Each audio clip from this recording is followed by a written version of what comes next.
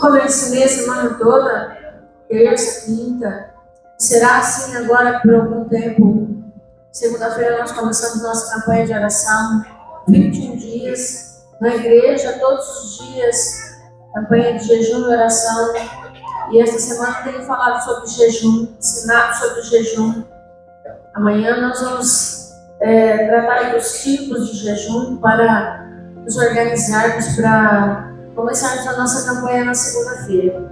E hoje eu gostaria de falar sobre um jejum específico por um momento e por uma razão específica. Abra sua Bíblia no livro de Jonas. Aleluia, aleluia. Glória a Deus, aleluia. Aleluia. Jonas capítulo 3. A história de Jonas é conhecida até por aqueles que não são muito estudiosos da Bíblia, né? Até aqueles que têm aí um pouco de dificuldade em se envolver com o estudo das Escrituras, em se envolver mais com a palavra de Deus, conhece algumas histórias, a de Noé, a de Jonas, né? São histórias que até as crianças sabem. Quando você fala que o grande peixe engoliu o profeta, todas as crianças sabem, aqueles até que não têm muito conhecimento da Bíblia sabem que Jonas foi enviado à cidade de Nínive, um povo pagão, um povo cruel, um povo muito mau mesmo, e Deus havia decidido destruir a cidade de Nínive. O Senhor diz, vai lá e clama contra Nínive, porque a malícia de Nínive subiu até mim, o Senhor disse. Então é assim, pode até demorar, mas tem um dia que chega o dia do acerto de contas. E o acerto de contas de Nínive com Deus havia chegado. E aí Jonas, ele não fez o que Deus ordenou. Ele fugiu, né? Você conhece a história. Pegou um navio, desceu para Jope, né? E foi para bem longe do lugar onde Deus o havia mandado. Aí você conhece a história, ele foi descoberto e foi lançado ao mar e o grande peixe engoliu. E depois de 3 dias ele foi lançado na praia e aí pronto, ele foi obedecer a Deus. Precisa sofrer às vezes para obedecer a Deus, não é? É triste isso, você não acha? Que precisa de um sofrimento para obedecer a Deus, sendo que é tão precioso obedecer a Deus por amor. Sendo que é tão bom servir a Deus, por amar a Deus, sem precisar correr um momento de luta, de dificuldade, né? Mas aí com Jonas foi assim. E com muita gente que eu conheço é assim também. Precisa sofrer para buscar a Deus. Precisa de sofrimento para buscar a Deus. Não deveria ser assim, né? Algumas pessoas dizem, tem gente que vai por amor e tem gente que vai pela dor, né? Já ouviu isso? Alguns até dizem, está na Bíblia, que vai por amor ou vai pela dor, né? Não está não, né, amor? Mas muita gente precisa de sofrimento para buscar mais ao Senhor. E foi o caso de Jonas. Quando ele viu a morte, ele começou a chorar e ele orou. O capítulo 2 fala da oração de Jonas. E aí no capítulo 3 ele resolve obedecer a Deus. Certo até aqui? Esse é o contexto de toda a história, né? Bem rapidamente esse é o contexto. Lá no capítulo 3, nós vamos ler assim. E veio a palavra do Senhor pela segunda vez a Jonas, dizendo, levanta-te, vai à grande cidade de Nínive e prega contra ela a pregação que eu te disse. Ele disse ontem, lá no capítulo 1. Lá no início do capítulo 1 ele fala, vai à grande cidade de Nínive, clama contra ela porque a sua malícia subiu até mim. Né? Então, ele vai dizer, levantou-se Jonas e foi a Nínive. Agora ele vai, né? Tem gente que só vai assim. Muito triste. Confesso aos irmãos que eu gostaria muito que as pessoas servissem a Deus por amor. Fossem buscar a Deus por amor, né? Por sentir falta de Deus. E não por sofrimento.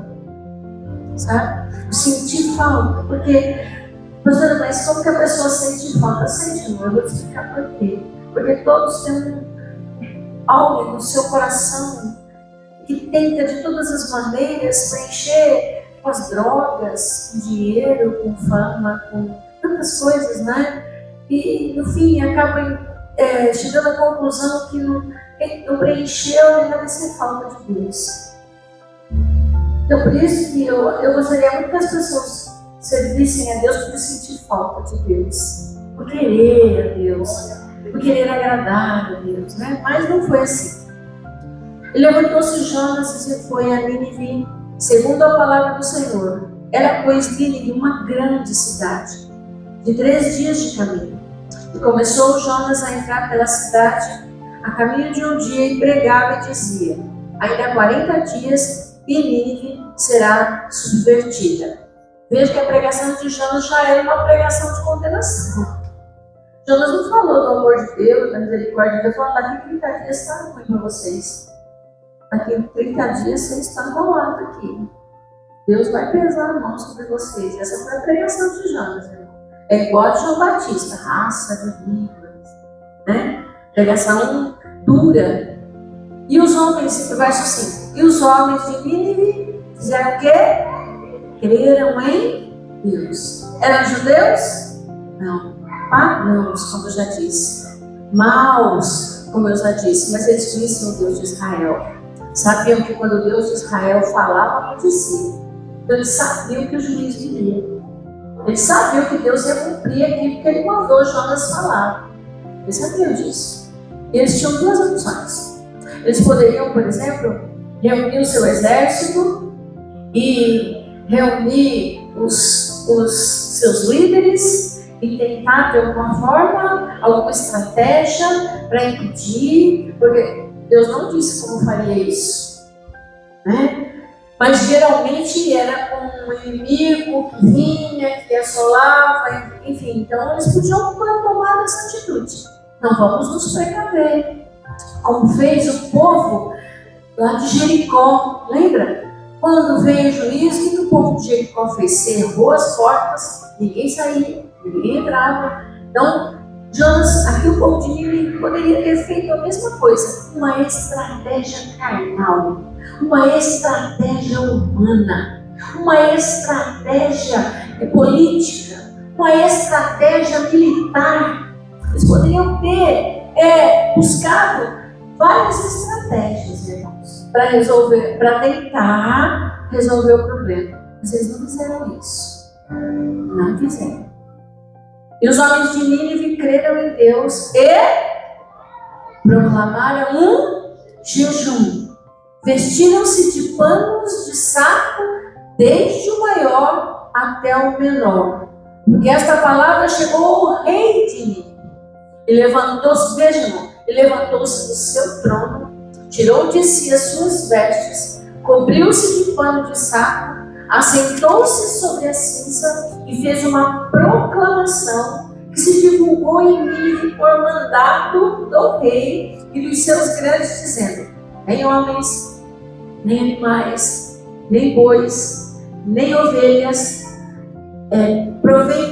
provem coisa alguma, nem se lhes dê pasto, nem bebam água. Jejum total, sem comida e sem água.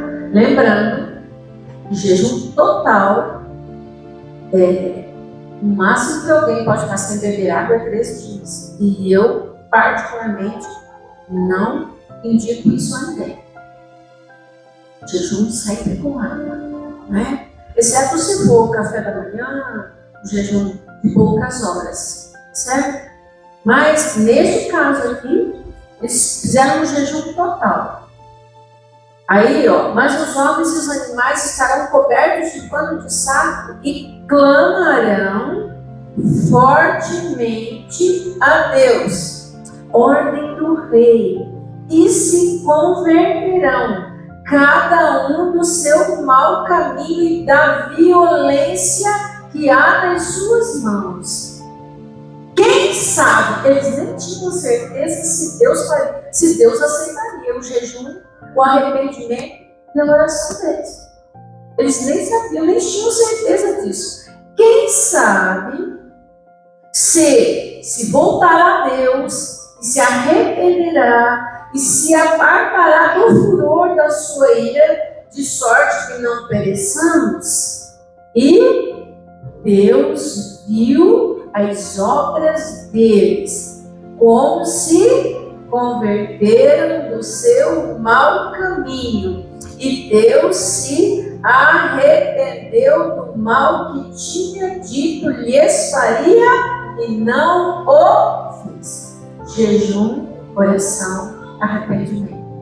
Irmão, o arrependimento por meio de jejum é um recurso valiosíssimo para chegar ao coração de Deus. Valiosíssimo. Diferentemente de Sodoma, quando veio a palavra do Senhor a Sodoma, dizendo que ela seria destruída, que eles fizeram? Nada. Tiveram uma conduta ainda pior, porque queriam tomar os anjos que estavam na casa de Ló. Nínive não. O povo de Nínive, desde o rei, veja que para um rei sair do seu trono, tirar suas vestes reais, se vestir de pano de saco, era uma forma de demonstrar arrependimento e humildade. Deus viu o coração do povo. Deus viu o arrependimento do povo. Deus aceitou o jejum, aceitou a oração e se arrependeu. E você vai dizer, mas pastora, a senhora não disse que Deus não muda? Experimenta você mudar para você ver se Deus não muda. Deus não muda nos seus princípios. Deus não muda na sua palavra. Mas quando o coração do homem muda, quando a vida do homem muda, sim, a gente toca o coração de Deus com o nosso arrependimento. E não quando nós fazemos como o povo de Sodoma, quando nós fazemos como os fariseus, mas quando o arrependimento verdadeiro, genuíno, e Deus conhece o nosso coração, com jejum, com humildade, Deus ouve a oração e Deus perdoa, e Deus envia a bênção, e Deus é um Deus de favores, de favores. Amém? Então a gente pode estar com a vida muito torta, muito, mas quando a gente se arrepende de verdade e muda de direção, e muda de caminho, e muda de conduta, sim, Deus olha para nós. Deus olha para você.